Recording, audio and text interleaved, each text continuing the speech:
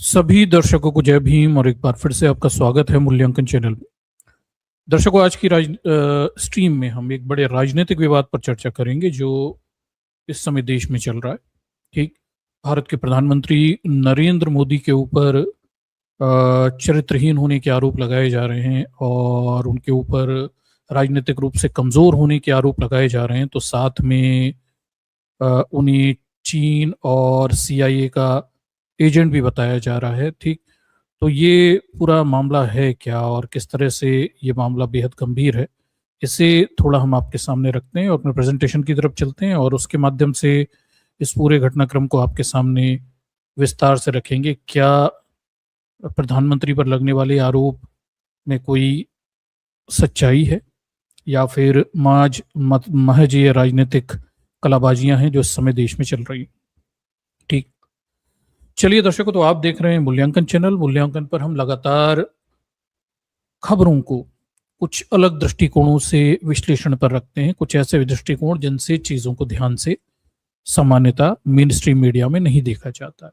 ऐसे ही आज का एक मामला है भारत के प्रधानमंत्री नरेंद्र मोदी पर चरित्रहीन होने का आरोप लगना, विदेशी एजेंट होने का आरोप लगना, राजनीतिक रूप से कमजोर होने का आरोप लगना और साथ में सीआईए और चीन का एजेंट होने का आरोप लगना और इसके साथ साथ हिंदू विरोधी होने का आरोप लगना।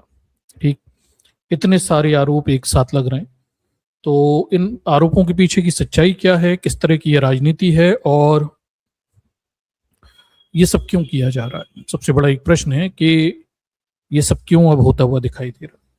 तो दर्शकों, आप देखेंगे कि नरेंद्र मोदी हिंदुत्व के झंडे के तहत, बीजेपी, आरएसएस और हिंदुत्ववादी जो गैंग है उसके झंडे के तहत सत्ता में आते हैं और 11 साल, लगभग 12वां साल चल रहा है वो सत्ता में है और उन्होंने हिंदुत्व के जो भी प्रोजेक्ट थे इस देश में पिछले 70 सालों में वो लगभग सभी पूरे किए। राम मंदिर बनाने से लेके 370 हटाने तक और पूरे देश को हिंदुत्व में, राम में कर देने का जो पूरा ब्राह्मणवादी तंत्र को पूरी संस्था पे हावी, देश की संस्थाओं पे हावी करने का पूरा एक जो लक्ष्य था वो उन्होंने बड़ी सफलता से पूरा किया है।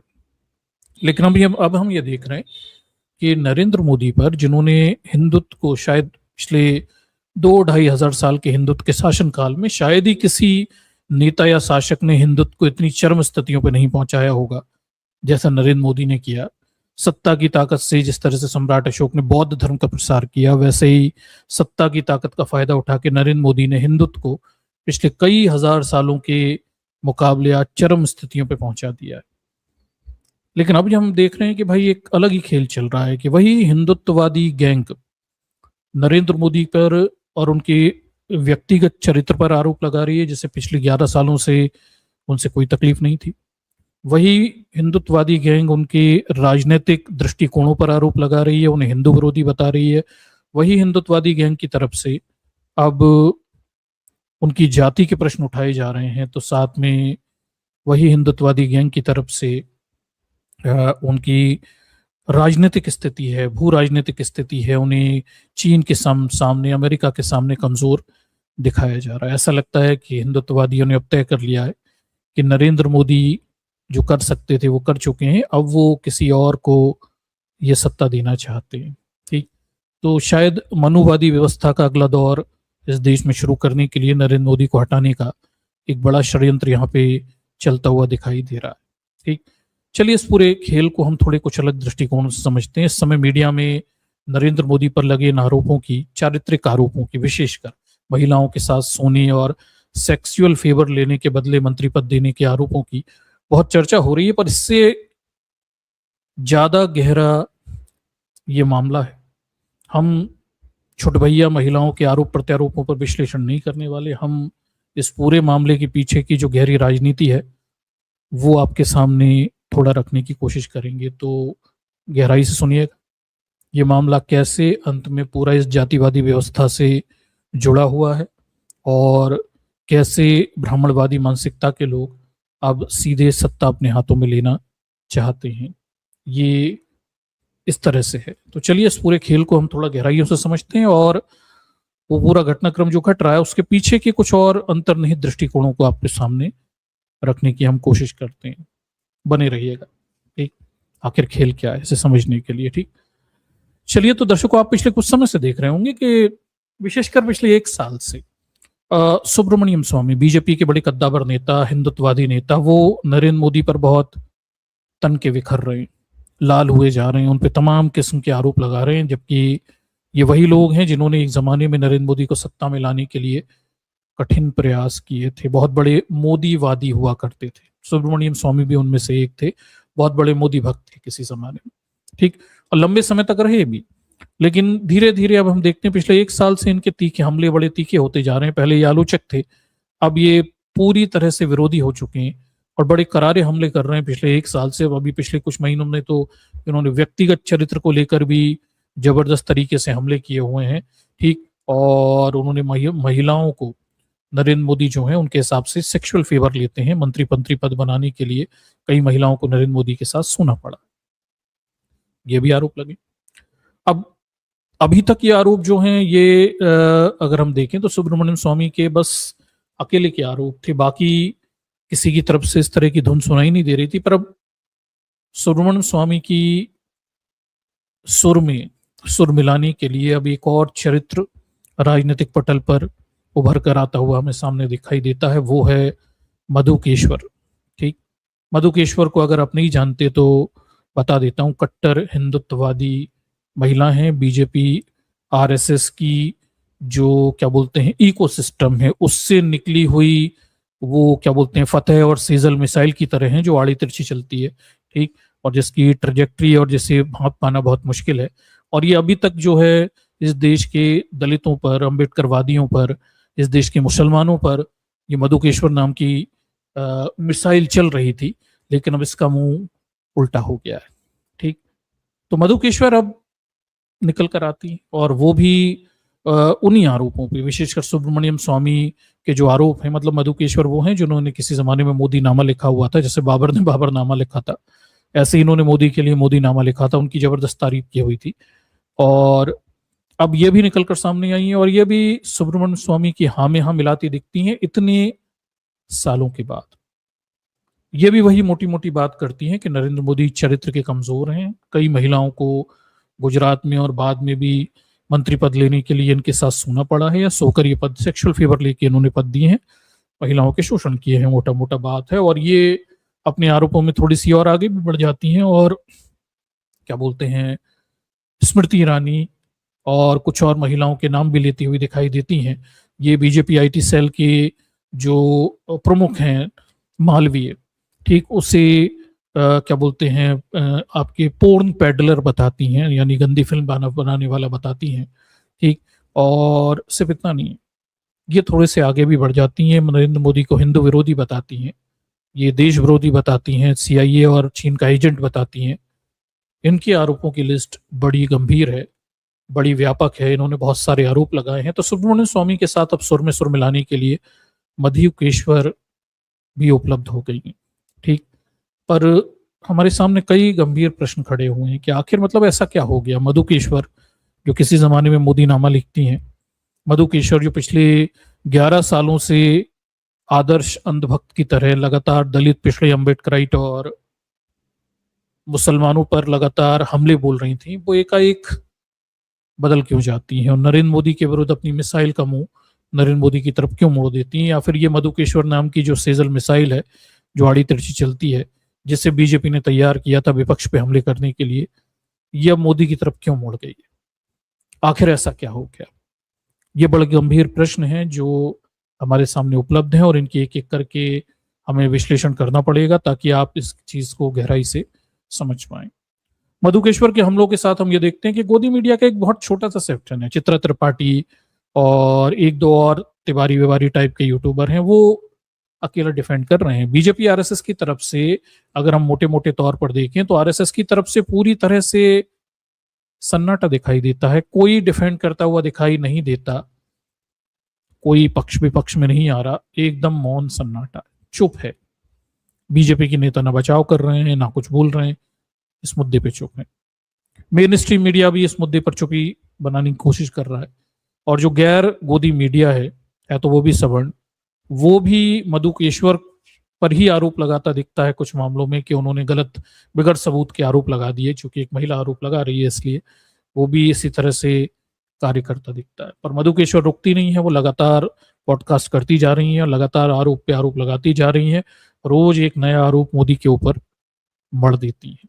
ठीक, तमाम सारे मुद्दों पर, पुराने मुद्दों को उठाकर लगातार वो आरोप लगाती हुई दिखाई दे रही है। एक बड़ा प्रश्न है, मोदी पर आरोप लगते ही समाज का एक वर्ग मौन धारण कर लेता है। ठीक, ज्यादा कुछ बोल नहीं रहा, पर एक प्रतिक्रिया चल रही है।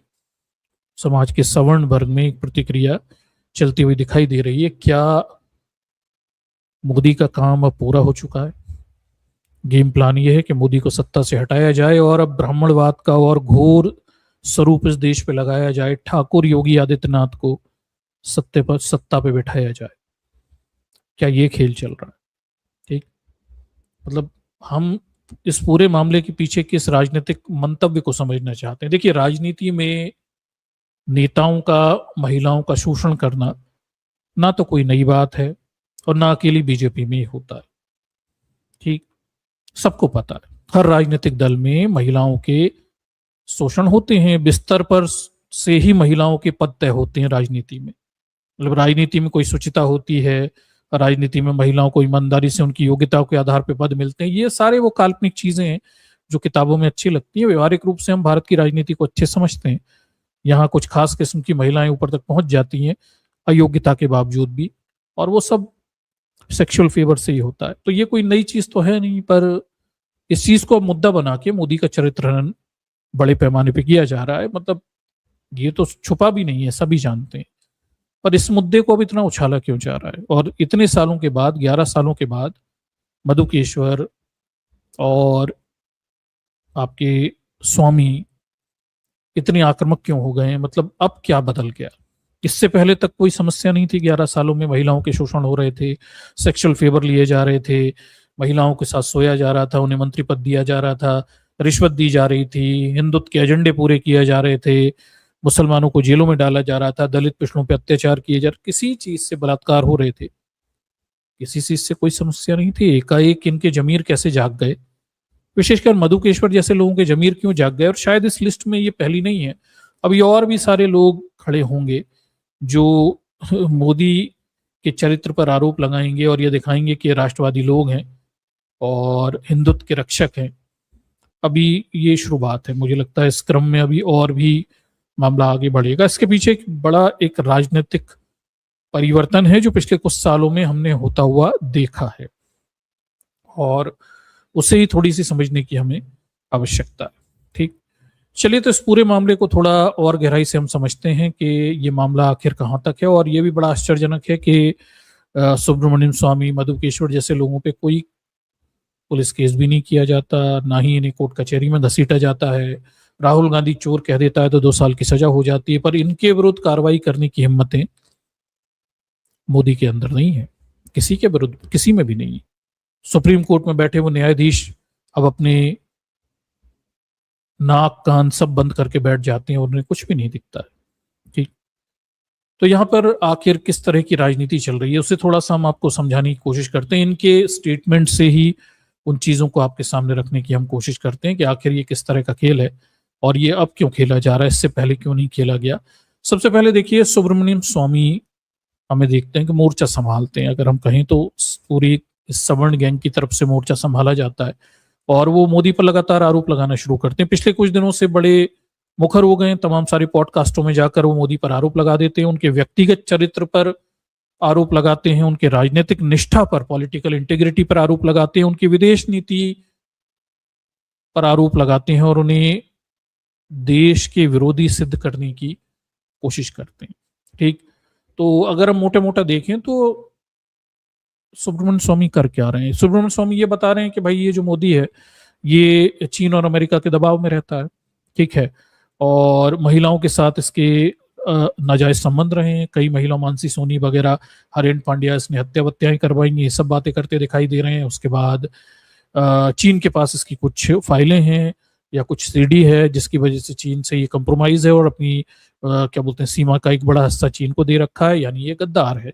उसके बाद अमेरिका के साथ भी कुछ भ्रष्टाचार और ब्लैकमेलिंग का कोई मामला है, एप्स्टीन फाइल जैसा, जिसकी वजह से अमेरिका ने भी इसे दबा के रखा हुआ और ये अमेरिका के इस आरोप पर काम करता है, यानी भारत के हितों को अमेरिका के पक्ष में गिरवी रख देता है। ये मोटा मोटा इनका कहने का प्रयास दिखता है। फिर मोदी में बुद्धि की भी कमी है, वो असुरक्षित है, ये भी ये कहते दिखाई देते हैं। और चरित्र पर बड़े हमले सुब्रमण्यम स्वामी करते हैं। उनका कहना है कि कुछ भाजपा की महिला नेत्री हैं जिन्होंने ऊंचा पद, मंत्री पद पाने के लिए मोदी के साथ हम बिस्तरी की है, मतलब उनके साथ सोई है। 3-4 महिलाओं के नाम उन्हें पता है, इस तरह का दावा भी करते हैं, हालांकि सबूत किसी बात का नहीं देते। मानसी सोनी के साथ मोदी का जो कांड था उसका भी उल्लेख करते हैं, उसकी सीडी उपलब्ध है, कैसे दिल्ली विधानसभा में वो सब बताई गई। मानसी सोनी को 2 दिनों तक मोदी ने अपने कमरे में रखा, ये सब बातें वो बताते दिखाई देते हैं। हरेन पांड्या की हत्या राजनीतिक लाभ के लिए करवाई, ये सब बातें भी वो तमाम सारे पॉडकास्ट में करते हुए दिखाई हमें दे रहे हैं। एप्स्टीन फाइल में मोदी और उनके मंत्री हरदीप पुरी का नाम है, और कैसे एप्स्टीन फाइल में बताया गया है कि नरेंद्र मोदी इजराइल में जाकर नाचे थे। असलियत में हुआ क्या कि वो डांसिंग और सिंगिंग एक एपिटम, यानी एक मुहावरे के तौर पर लिखा था कि मोदी जी यहाँ से वहां भाग रहे हैं, और मीडिया ने लिटरली उसे ले लिया। उन्होंने बोला, उन्होंने समझ लिया मोदी सच में नाच रहे थे, मुहावरे के स्वरूप में लिखा हुआ था। पर चलिए ठीक है, बीजेपी कौन सी ये काम नहीं करती है, हम किसी एक्सक्यूज को तो नहीं देंगे ना। ठीक भाई, जैसे बीजेपी करती है वैसे विपक्ष ने भी ये सब किया, तो लोगों ने लिटरली उसे डांसिंग और सिंगिंग के रूप में ले लिया, ठीक, जबकि एक मुहावरे के रूप में लिखा हुआ था। ठीक, तो ये सब चीजें हैं। लेकिन अगर हम देखें तो सुब्रमण्यम स्वामी के इतने सारे आरोप हैं।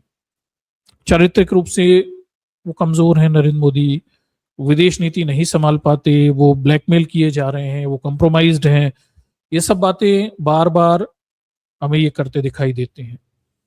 लेकिन परेशानी है कि कोई ठोस सबूत उनके द्वारा नहीं दिया गया, ये सब बातें हैं। और इतनी गंभीर किस्म के गंदे आरोप सुब्रमण्यम स्वामी लगातार लगा रहे हैं, पर ना बीजेपी की तरफ से, ना आरएसएस की तरफ से, ना इस देश के सुप्रीम कोर्ट की तरफ से, ना अंधभक्तों की तरफ से कोई प्रतिक्रिया नहीं आ रही। देश का सवर्ण समाज भी इस चीज को डिफेंड करने के लिए नहीं आता। ये वही लोग हैं जो कुछ साल पहले तक मोदी के नाम पर किसी को भी मारने मरने तैयार हो जाते थे, लेकिन अब ज्यादा लोग डिफेंड करते नहीं दिखाई दे रहे। ये बड़ा अजीब है। ठीक, और इसी क्रम में अब हम ये देख रहे हैं कि मधुकेश्वर सामने आती हैं, और ये भी मोदी पर वही सब आरोप दोहराती हैं जो आरोप सुब्रमण्यम स्वामी पहले से लगा रहे थे। इन्होंने बस उसको एक बार और कह के सत्यापित करने की कोशिश की हुई है कि एक बार और कहा जा रहा है। मधुकेश्वर के बारे में बता देता हूं, ये बीजेपी के इकोसिस्टम की पैदाइश है। ठीक है, ये बीजेपी के द्वारा तैयार की गई वो सीजल और तमाम सारी मिसाइलें हैं जो आड़ी तिरछी चलती हैं, और इनका उद्देश्य देश में सांप्रदायिकता, दलित प्रश्नों के विरुद्ध घृणा और अम्बेडकराइट लोगों को लगातार टारगेट करना, ये इनके मुख्य काम है। और यही काम ये पिछले 11 सालों से 12 सालों से बीजेपी के लिए बहुत अच्छे तरीके से करती रही।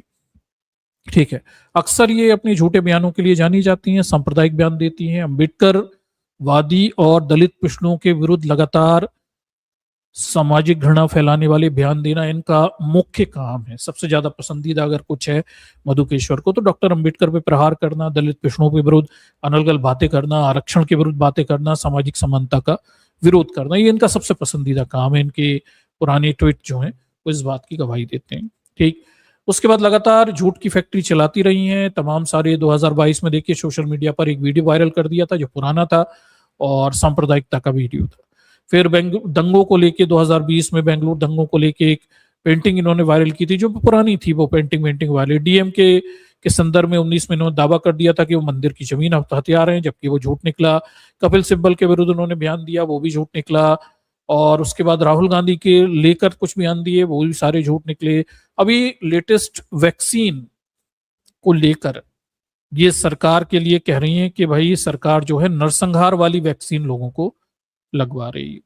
ठीक, सैटेनिक वैक्सीन, ये आरोप लगाती हुई दिखाई दे रही है।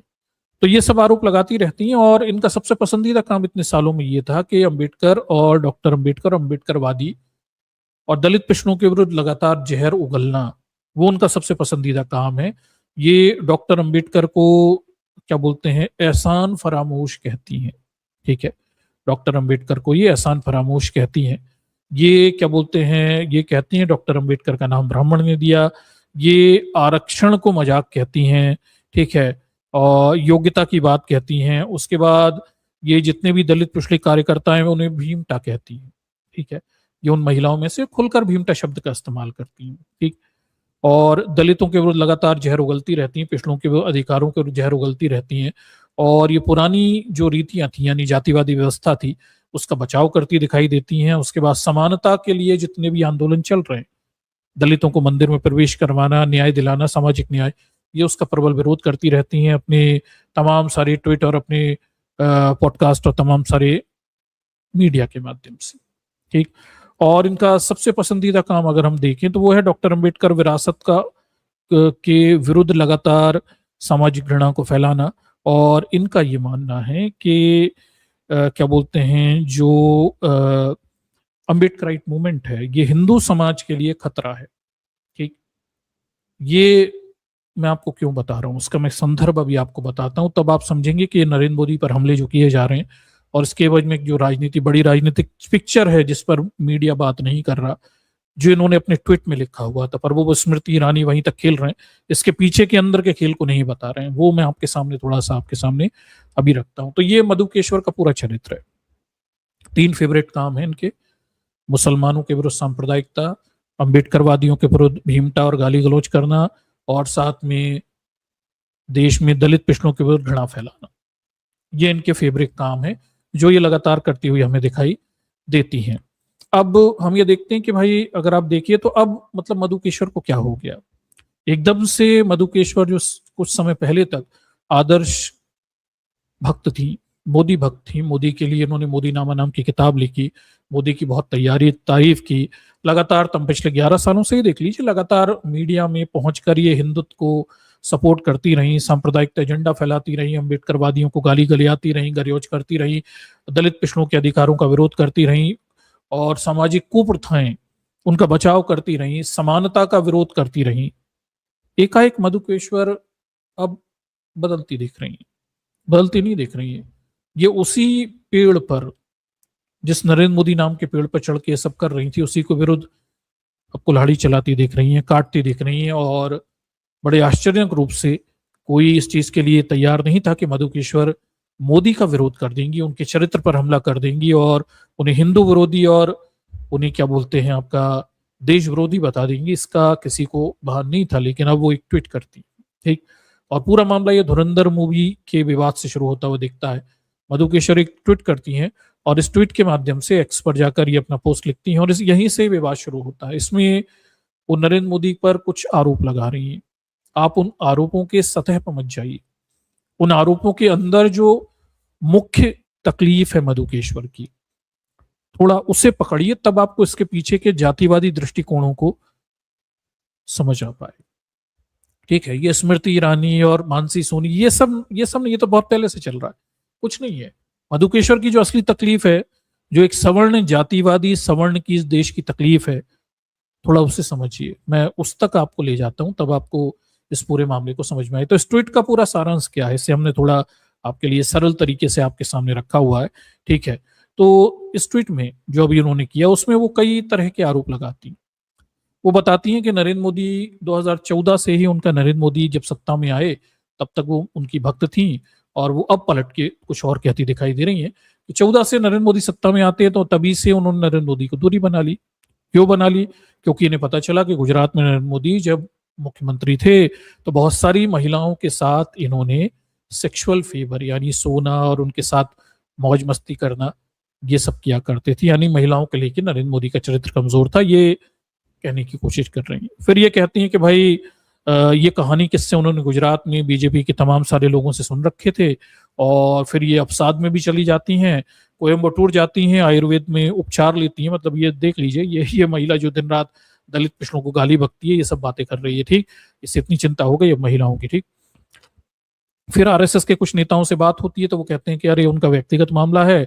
और उसके बाद अब नरेंद्र इतने साल 2015 तक का घटनाक्रम बता रही है, लेकिन अब 2026 में जाकर ये फट जाती हैं और मोदी के विरुद्ध तमाम सारे गंभीर आरोप लगाती दिखती हैं। और मोटे मोटे आरोप का केंद्र है मोदी के नैतिक चरित्र, यानी मोदी अय्याश हैं, तमाम सारी महिलाओं के साथ इनके संबंध रहे हैं, ये सेक्सुअल फेवर लेते हैं, महिलाओं को मंत्री पद देने के लिए, ये इनका मोटा आरोप है। वैचारिक रूप से मोदी कमजोर हैं, हिंदू समाज को कुचलना चाहते हैं, और क्या बोलते हैं, भीमटों और मीमटों को संरक्षण देते हैं। इनके ट्वीट में इन्होंने लिखा कि मोदी भीमटों और मीमटों को संरक्षण दे रहा है। ये, इस दर्द को आप समझिए। ये स्मृति ईरानी के साथ सोना वोना, ये तो कोई मुद्दा नहीं है, ठीक है, ये तो सबको पहले से पता। तो मधुकेश्वर की मूल तकलीफ है भीमटों और मीमटों को संरक्षण देने का। अब मीमटों को संरक्षण तो मोदी ने नहीं दिया, असली तकलीफ दलित पिछड़ों को राजनीति में जो मोदी के दौर में शामिल किया गया, भले ही वो राजनीतिक लाभ के लिए किया गया, उससे जो सवर्णों में एक प्रलाप पैदा हो रहा है, उसे थोड़ा मधुकेश्वर की इस भाषा में थोड़ा समझने की कोशिश करिए, और उस खेल को भी समझिए कि अब हिंदुत्व की राजनीति मोदी से आगे बढ़कर योगी आदित्यनाथ की तरफ जाने के लिए मचल रही है। उसके अंदर बहुत इचिंग है, ठीक। फिर वो मोदी पर यह भी आरोप लगा रहे हैं कि मोदी व्यक्तिगत रूप से कमजोर है, ग्लोबल माफिया से जुड़ा है, सीआईए का एजेंट है। ये सब मोटे मोटे आरोप लगाती दिख रही है, ठीक। आरोपों को, अगर उन ट्वीट के आरोपों को हम थोड़ा ध्यान से देखें तो सबसे पहले तो मोदी के चरित्र पर आरोप लगाए जाते हैं। मतलब मोदी के चरित्र पर आरोप नहीं लग रहे, गुजरात के मंत्री बनने थे तब से आरोप लग रहे हैं, कोई नई चीज तो नहीं है। मधुकेश्वर को 11 सालों बाद पता चलता है। 11 सालों से ये सब तमाशा चल रहा था, खुद ही बोल रही है उसे पहले से पता था, 14 से पहले से, तो तब से चुप क्यों बैठी थी भाई? तभी आरोप लगा दी थी। मतलब अभी ऐसा क्या हो गया कि एकदम से इन्हें मोदी हिंदू विरोधी भी दिखने लगा, यश भी दिखने लगा, महिला विरोधी भी दिखने लगा, ठीक। इसी हम चीज को समझना चाहते हैं। तो अपने ट्वीट में वो कहती हैं कि मोदी, क्या बोलते हैं, मोदी का जो ये जो अमित मालवीय है, इसे उन्होंने पोर्न पैडलर बताया, यानी पोर्न फिल्म बनाने वाला बताया, और इसके हाथ में मोदी ने अपनी पूरी आईटी सेल दे के रखी हुई है। फिर उनका ये कहने का मतलब है मोदी अय्याश है। मानसी सोनी वाले केस जो हुआ था उसके बारे में बताती हैं कि उसकी सीडी इन्होंने देखी हुई थी, और वो जेल में जो एक अधिकारी बंद था शर्मा, उसके कागज वगैरह भी इन्होंने देखे हुए थे, ये भी बताती हैं। फिर वो बताती हैं कि भाई कैसे स्मृति ईरानी 12वीं पास थी, अयोग्य थी, मोदी ने उसे, क्या बोलते हैं, मंत्री पद दे दिया, ठीक है। और मतलब कहने का मतलब कि सेक्सुअल फेवर मोदी लेते हैं कई महिलाओं से और उन्हें मंत्री पद दे देते हैं, ठीक। और हरदीप पुरी और जयशंकर वाले जो दावे पहले किए गए थे, किसने, आपके सुब्रमण्यम स्वामी ने, ये उन्हें दोहराती दिखती हैं कि हरदीप पुरी ने मोदी के लिए व्यवस्थाएं करवाई थी। ये तो पता ही है आपको, एप्स्टीन फाइल में जो बातें हो रही हैं सब मोदी के लिए की जा रही हैं। और कुछ लोग तो ये भी दावा करते हैं कि जो छोटा अंबानी है, ठीक, अनिल अंबानी, जो एक गोरी लड़की की मांग कर रहा है, सुनहरे बाल वाली गोरी लड़की की, वो मोदी के लिए मांग कर रहा है। ये भी कुछ लोग दावा करते दिखाई देते हैं, ना कि वो खुद के लिए मांग रहा है, ठीक। जयशंकर के बारे में तो पता ही होगा आपको कि सुब्रमण्यम स्वामी पहले ही कह चुके हैं कि जयशंकर जब मोदी मुख्यमंत्री थे तब ये चीन वगैरह दौरे पे जाते थे, जयशंकर इन्हें सुविधा उपलब्ध कराते थे, और वो सुविधाएं शायद महिलाओं से संबंधित थी। इस तरह के दावे करते हुए हमें दिखाई देती हैं, और वही चीजें दोहराती दिखती हैं, कोई नई चीज नहीं दोहरा रही। ये सब चीजें पहले से ही सोशल मीडिया में है और कोई नई चीज नहीं है। असली चीज इस पैकेज के पीछे जो मधुकेश्वर का है, वो इसके नीचे आता है। जो असली उनका सवर्णवादी दर्द है वो उससे नीचे से निकल कर आता है, उसे थोड़ा सा हमें देखना पड़ेगा। अपने ट्वीट में वो अब ये कह रही हैं, फिर आगे एक बताती हैं कि वैचारिक विरोध भी दिखता है, हिंदू समाज को मोदी को चलना चाहते हैं। अब मतलब ये अपने आप में बड़ा मजाक है। मोदी ने तो पिछले 2000 साल के शासन में हिंदुत्व को इतने ऊपर किसी हिंदुत्ववादी राजा शासक ने नहीं पहुंचाया जितने मोदी ने पहुंचा दिया, ठीक। मोदी के दौर में ही तो ब्राह्मणवाद आज चरम स्थितियों पर है। ऐसा तो कभी कोई दौर ही नहीं था कि ब्राह्मणवाद इतनी बुरी तरह से इस देश पे छाया हो जितना आज छाया हुआ है, ठीक। तो अब ये मोदी को हिंदू विरोधी नीतियों के लिए बता रही है। इनका कहना है कि मोदी की नीतियां हिंदू विरोधी हैं, हिंदू धर्म को बदनाम करने और समाज को कुचलने का बेशर्म प्रयास किया जाता है। मोदी ने कौन सी हिंदू विरोधी नीति बनाई? दर्शकों, ये सोचने वाली बात है, मतलब कौन सी नीति मोदी की हिंदू विरोधी, ठीक है। आगे नीचे देखिए, आगे वो कहती हैं कि हिंदुओं पर घातक हमले करने वाले भीमटे और मीमटों को घोर संरक्षण देने का आरोप है। दर्शकों, ये है तकलीफ मधुकेश्वर की, जिस पर सोशल मीडिया और जो मेन स्ट्रीम के सवर्ण मीडिया है, सत्य हिंदी वाले, वो सारे पुराने संगी लोग जो आजकल बीजेपी विरोधी बन के बैठे हुए हैं, शीतल पी सिंह और तमाम सारे मुकेश कुमार जैसे लोग, वो इस पे बात नहीं करेंगे। वो तो केवल स्मृति ईरानी और वहां तक मैच खिलाकर आपको वापस लेके आ जाएंगे। जो असली जातिवादी एंगल है, जो खेल खेला जा रहा है, उस पर बात नहीं की जाएगी। मोदी की हिंदू विरोधी नीतियां हैं। कौन सी हिंदू विरोधी नीतियां हैं, थोड़ा हम इस पे चर्चा करते हैं। ठीक, फिर वो कहती हैं कि मोदी ने क्या किया है, हिंदुत्व पे हमला कर दिया है और भीमटों और मीमटों को संरक्षण दिया है। अब मीमटे तो कोई संरक्षण दिया नहीं मोदी ने, ये तो आपको भी पता है। और मुसलमानों पे जितने अत्याचार इन 11 सालों में हुए हैं वो तो कभी ऐतिहासिक रूप से हुए नहीं थे। मुद्दा भीमटों की है, भीमटो यानी दलित पिछड़ों की बात हो रही है, अम्बेडकराइट लोगों की बात हो रही है। तो क्या हुआ है, तकलीफ कहाँ है? ठीक, इस तकलीफ को समझिए कि बीजेपी के 11 साल के शासन में, अटल बिहारी का भी शासन था इससे पहले, और ये नरेंद्र मोदी के 11 साल के शासन में एक बड़े घटनाक्रम हमें घटता दिखाई देता है कि बड़े पैमाने पे बीजेपी के अंदर दलित पिछड़ों के नेताओं को समाहित किया गया।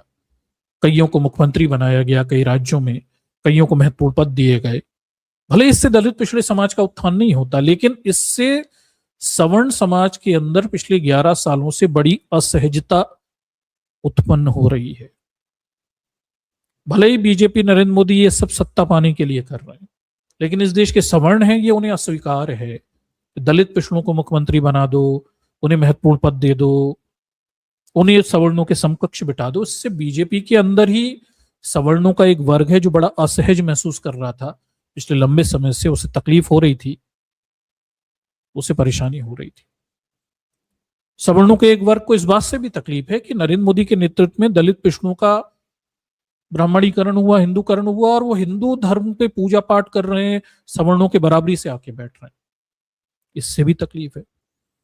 भाई, ब्राह्मणवादी मानसिकता से ग्रसित लोग वो ये तो चाहते हैं कि सत्ता उनके हाथ में रहे, लेकिन दलित पिछड़े उनके बराबरी पे ना रहे, दलित पिछड़ों को महत्वपूर्ण पद ना दिए जाए, दलित पिछड़ों को बराबरी पे न रखा जाए, नीचे ही रखा जाए। और नरेंद्र मोदी के कार्यकाल में ये चीजें वैसी नहीं जा रही।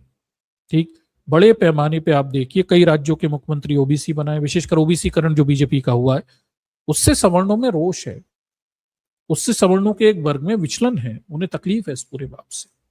ठीक, भले ही सत्ता उनके हाथ में है, लेकिन उन्हें तकलीफ है। और जब तक नरेंद्र मोदी हिंदुत्व के एजेंडों को पूरा कर रहे थे, हिंदुत्व का एजेंडा मतलब राम मंदिर बनवाना, इस देश में पूरे समाज को हिंदू में, राम में करना, ब्राह्मणवाद का पूरा एक नंगा नाच करना, मुसलमानों को बिल्कुल पीछे की तरफ धकेल देना, कानून नियम संवैधानिक व्यवस्था का नाश कर देना, 370 हटा देना, जब तक मोदी इस पूरे काम को कर रहे थे जो कि ब्राह्मणवादी लोग इनसे करवाना चाहते थे, तब तक मोदी का इस्तेमाल किया जा रहा था, कोई तकलीफ नहीं थी।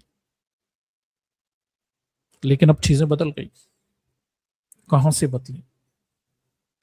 ये एक गंभीर चीज है जिस पर हमें ध्यान देने की जरूरत है। शायद हिंदुत्ववादी, ब्राह्मणवादी, मनुवादी लोग अब ये मानने लगे हैं कि जो मोदी का काम होना था वो हो गया, जो करना था कर दिया।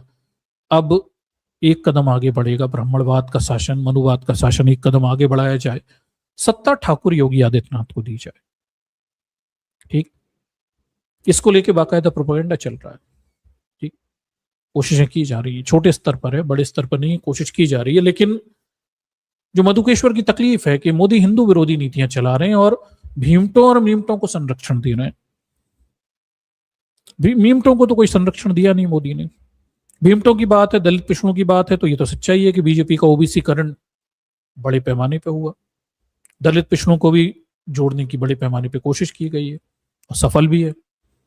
दलित पिछड़ों का हिंदूकरण बड़े पैमाने पे हुआ है, धर्म से उन्हें जोड़ा जा रहा है, और इससे इस देश के सवर्णों को तकलीफ भी होती है, यह भी सच्चाई। ठीक, तो ये जो चीज है इस पे ध्यान दीजिए। उनके ट्वीट में ये मुख्य चीज है जो आपको समझने वाली बात है, वो नहीं है जो सत्य हिंदी वाला मुकेश कुमार बता रहा है और बाकी बता रहे हैं, और सुपरफिशियल वो जरा जरा सी बातें कर रहे हैं, अरे स्मृति ईरानी के साथ सेक्सुअल फेवर लिया, ये लिया, अरे वो सब सबको पता है, मानसी सोनी, सर इन्हें भी पता है।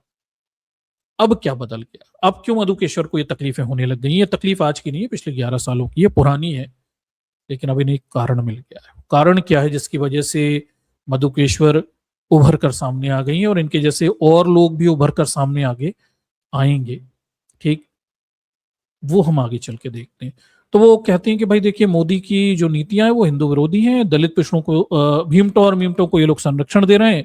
ठीक है, फिर कठुआ कांड के बारे में बताने लगते हैं और क्या बोलते हैं, टीका वीका की बात करने लगती हैं। वो तो चलो ठीक है, टीकों को टीके या वैक्सीनेशन को लेके तो बहुत सारे कट्टरपंथी हिंदुत्व हैं, उन्हें बड़ी तकलीफें थी, ये तो आप जानते ही हैं। वो तो छोटा सा एक कारण है, ठीक। और उन्होंने अभी एक और ट्वीट किया, उसमें उन्होंने तो ये कह दिया कि मोदी के शासनकाल में हिंदू समाज को कुचलना और बदनाम करने के प्रयास किए जा रहे हैं। और उन्होंने ये भी कह दिया कि देखिए कि हिंदुओं के लिए भगोड़े अपराधी दाऊद इब्राहिम के साथ रहना नरेंद्र मोदी के शासन में रहने से अधिक सुरक्षित विकल्प था, हो सकता है। मतलब दाऊद इब्राहिम के साथ हिंदू ज्यादा सुरक्षित हैं नरेंद्र मोदी की तुलना में। क्यों? क्योंकि नरेंद्र मोदी भीमटो और मीमटो को संरक्षण दे रहे हैं, ठीक। तो ये जो तकलीफ है मधुकेश्वर की नहीं है, ये तो मुखौटा है। इनके पीछे एक बड़ा सवर्ण हिंदुत्ववादी मनुवादी लॉबी है, ठीक है, जिसके लिए नरेंद्र मोदी का उपयोग अब पूरा हो चुका है। मतलब नरेंद्र मोदी को चूसा जा चुका है, जो जो एजेंडे थे पूरे करवाए जा चुके हैं। अब ब्राह्मणवादी शासन योगी आदित्यनाथ के नेतृत्व में, यानी ठाकुर शासन करेंगे और ब्राह्मण मंत्री संतरी पद देखेंगे, व्यापारी वैश्य व्यापार करेंगे और दलित पिछड़े सबकी सेवा करेंगे। उस शासन को आगे बढ़ाने के लिए शायद प्रयास किए जा रहे हैं, ठीक। ये उनके ट्वीट में लिखा हुआ है दर्शकों, जिसपे सोशल मीडिया ध्यान नहीं दे रहा या जानबूझ के वो बात नहीं करना चाहते। वो केवल वो स्मृति ईरानी तक मैच खेलना चाहते हैं, जबकि वो सबको पता है राजनीति में महिलाओं का बिस्तर पे जाना कोई नई चीज तो नहीं है ना। मतलब ये ओपन शर्ट ऐसा है जो आपको भी पता है, मुझे भी पता है, ठीक। 12वीं पास स्मृति ईरानी को क्यों मंत्री बनाया गया, ये बताने के लिए मधुकेश्वर की जरूरत नहीं थी। ये आपको भी पता था और मुझे भी पता था, सबको पता है ये तो। और बाकी की कंगना रनावत, स्मृति ईरानी और बाकी की हीरोइन जो तमाम सारी महिलाएं हैं, वो अपनी कौन सी योग्यता की वजह से मंत्री पदों पे बैठी हुई है। ये छुपा थोड़ी है राजनीति में। फिल्म इंडस्ट्री और राजनीति में तो सबको पता रहता है कौन सी योग्यताएं। तो ये कोई नई चीज तो है नहीं। मतलब इसकी आड़ में वास्तव में परेशानी ये है कि हिंदुत्ववादी लोगों को अब तकलीफें हो रही हैं, और हिंदुत्ववादी लोग अब शायद ब्राह्मणवाद का एक या मनुवाद का नया एजेंडा आगे बढ़ाना चाहते हैं। अब ओबीसी तेली नरेंद्र मोदी से सत्ता छीन के शायद ठाकुर योगी आदित्यनाथ को देने की इच्छाएं उनकी प्रबल होती हुई दिखाई दे रही हैं। उनके अंदर ये गुस्सा जो है, जो आपको तकलीफ दिख रही है मधुकेश्वर के अंदर, ये पिछले 11 सालों से बनी हुई थी। बस अब उन्हें एक कारण मिल गया। कारण क्या, वो भी हम आगे बात करते हैं, ठीक। ये चल रहा है। तो अब देखिए इसके बाद देखिए वो व्यक्तिगत रूप से कमजोर हैं, ये भी बता दिया। यौन रूप से भ्रष्ट हैं, व्यक्तित्व विकार है, महिलाओं के साथ उनके संबंध हैं, ये सब बता ही दिया। ब्लैकमेल और वैश्विक स्तर पे भी उन्हें चीन और अमेरिका जैसे लोग ब्लैकमेल कर रहे हैं क्योंकि उनकी चारित्रिक कमजोरियां हैं मोदी की, ये भी बता दिया। राष्ट्रीय सुरक्षा से भी समझौता कर लिया, सीआईए के एजेंट हैं, चीन को जमीन दे दी। ये सब वही सुब्रमण्यम स्वामी के आरोप हैं, वो दोहराते दिखाई दे रहे हैं और वही बात बार बार करती हुई दिखाई दे रही है। कुल मिलाकर अब इनका कहना है कि नरेंद्र मोदी जो है वो कमजोर है, इन्हें हटा देना चाहिए, ठीक। अब दर्शकों आप एक चीज देखिए कि सवर्ण समाज इस चीज को लेके कभी कंफर्टेबल तो कभी भी नहीं था। लोग कुछ भी कह लें, आरएसएस में ना बीजेपी में, जैसे जैसे बीजेपी में नरेंद्र मोदी के दौर में जैसे जैसे ओबीसी करण हुआ है, विशेषकर दलित पिछड़े नेता भी गए हैं और उन्हें मंत्री संतरी पद भी दिए जा रहे हैं, सवर्ण इससे बहुत तकलीफ में। और ये तकलीफ उनकी आज की नहीं है, लंबे समय से चल 11 साल में धीरे धीरे ये पक रहा था, ठीक। मधुकेश्वर को भी महिलाओं के शोषण से तकलीफ नहीं है, वो हिंदुत्व सवर्ण राजनीति जो तकलीफ में थी। और यूजीसी नियम के बाद खुलकर इस देश के सवर्ण मोदी विरोध में सामने आ गए।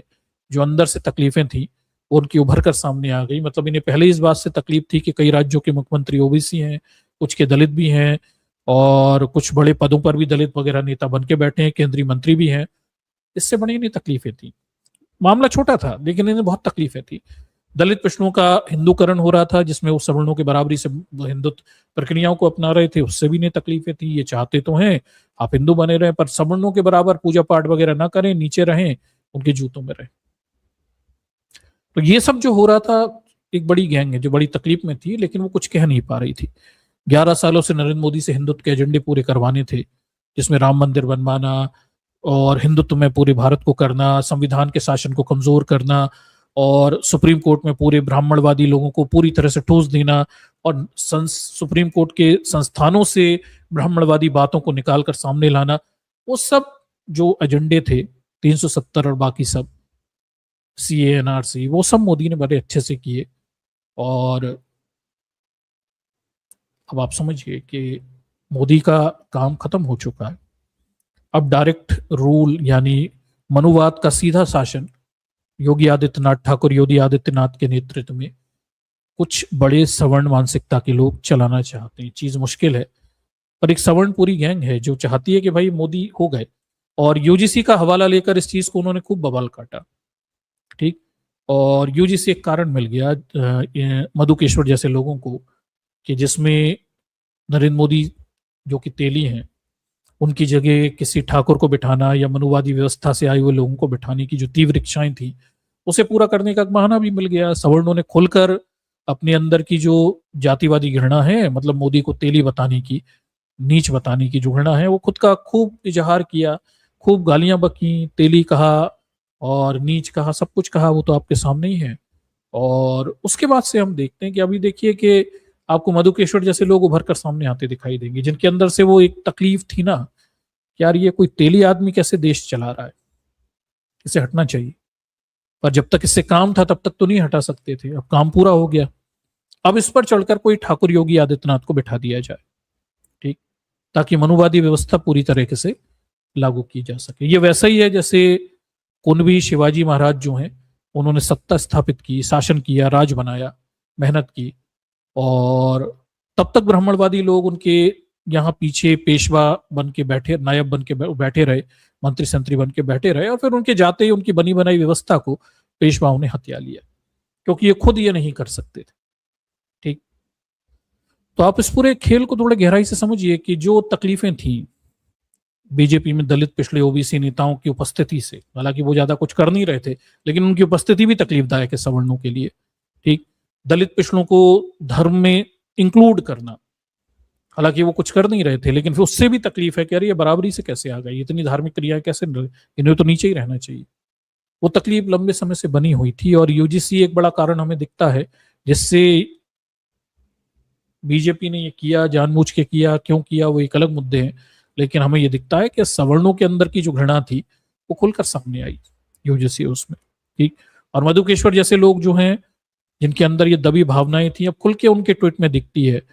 वो कह रहे हैं नरेंद्र मोदी हिंदुत्व की विचारधारा को कमजोर कर रहे हैं, भीमटे मीमटों को आगे बढ़ा रहा है। ठीक। ये मधुकेश्वर के ट्वीट का केंद्रीय बिंदु है, सेंटर पॉइंट है, जो उनके सवर्णवादी दृष्टिकोण और सवर्णवादी घृणा को दिखाता है। ठीक। ये भी दिखाता है कि नरेंद्र मोदी का उपयोग किया जा चुका है, इन्हें अब हटाया जाए, सीधे तौर पर सत्ता किसी योगी आदित्यनाथ ठाकुर जैसे व्यक्ति के हाथ में दे दी जाए, ताकि मनुवादी मॉडल देश पर पूरी तरह से लागू किया जा सके। ठीक। ये संभव हो पाएगा, नहीं हो पाएगा, हमें नहीं पता, ये लड़ाई आगे तक कहां चलेगी, लेकिन इसकी पूरी संभावना है कि सवर्ण समाज में मोदी की जात को लेकर, ठीक है, बीजेपी में मौजूद दलित पिछड़े नेताओं के मंत्री संतरी पदों की वजह से एक बड़ा संताप है, असंतोष है। ठीक। और ये सब उनसे वो सब छीनना चाहते हैं।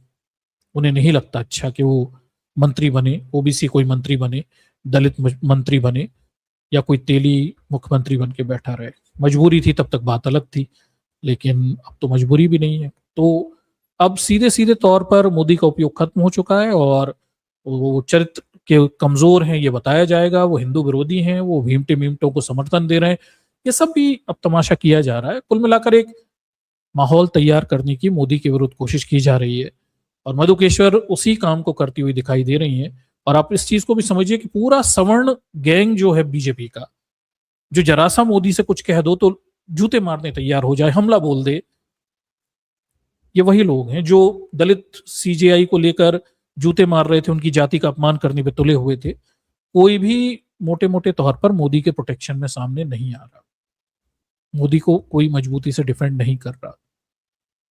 ठीक। कोई गंभीर इच्छाएं नहीं है। मधुकेश्वर इस काम को अब करते दिखाई दे रही। ये शुरुआत है, ऐसे असंतुष्ट लोग अभी और भी सामने निकल कर आएंगे, जो अब और घोर ब्राह्मणवादी व्यवस्था, मनुवादी व्यवस्था को चाहते हैं। योगी आदित्यनाथ जैसे मठों के पुजारियों को सीधे ऊंचे पदों पर बिठा देना चाहते हैं। ठीक, ये एक राजनीतिक प्रक्रिया है। ठीक, तो आपको थोड़ा समझने की जरूरत है कि ये बड़ा खेल है। इट इज ए बिग क्या बोलते हैं पार्ट ऑफ द गेम। ये उतना छोटा सा नहीं है कि किसी महिला के साथ सेक्सुअल फेवर ले लिए, सब कर लिया। मुझे नहीं लगता बीजेपी के लोगों को, अंधभक्तों को इससे कोई फर्क भी पड़ता है। इनके अंदर इतनी नैतिकता शुचिता कहाँ होती है। ठीक, और मधुकेश्वर तो खुद राजनीति में, उन्हें तो खुद ही पता है कि राजनीति का रास्ता महिलाओं के लिए बिस्तरों पे सोकर ही जाता है। ठीक, भारत की पुरुषवादी राजनीति में कौन सी महिलाओं की योग्यताओं के आधार पर उन्हें पद दिए जाते हैं? यहाँ तो किसी को भी योग्यता के आधार पर पद नहीं मिलते ना। कोई अपनी जात की वजह से मंत्री होता है, कोई अपनी क्या बोलते हैं अपनी शरीर की वजह से मंत्री होता है, कोई अपने धन बल की वजह से मंत्री। जिसके पास कुछ होता है देने के लिए वही तो सत्ता में आगे बढ़ पाता है। योग्यताओं से कहाँ कोई आगे बढ़ता है।